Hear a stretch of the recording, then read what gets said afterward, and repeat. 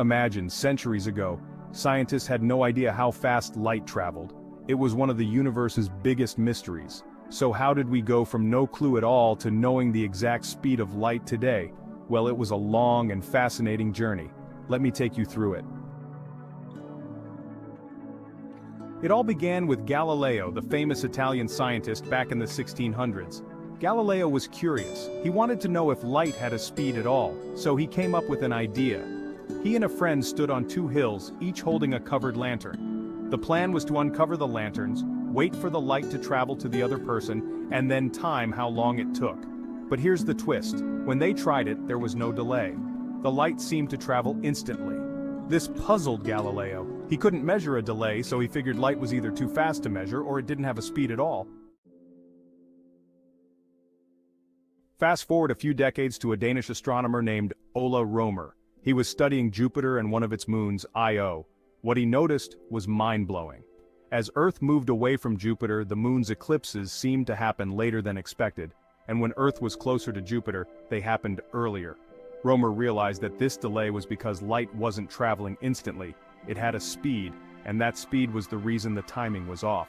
It was a huge discovery. Rømer's estimate of light's speed wasn't exact, but it was the first time anyone had a real clue that light had a measurable speed. Then, in the 1800s, a French scientist named Hippolyte Fizeau took the search for light's speed even further. Fizeau didn't rely on planets or moons, he used a much simpler setup. He set up a beam of light that passed through the gaps of a rotating cogwheel and reflected off a mirror placed far away. As the wheel spun faster, the light would either pass through the gap or hit a tooth of the wheel, depending on the speed.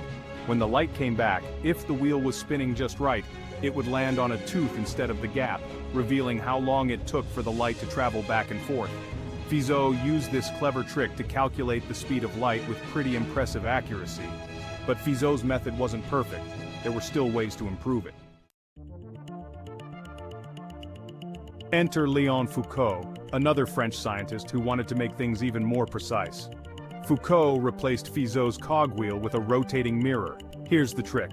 The light would hit this spinning mirror, then travel to another mirror far away and bounce back. By the time the light returned, the mirror would have moved slightly, making the light hit a different spot. Foucault measured this tiny shift and used it to calculate the speed of light with even better accuracy than before. This was a breakthrough in precision. Finally, in the early 1900s, we get to Albert Michaelson, an American scientist who took everything to the next level.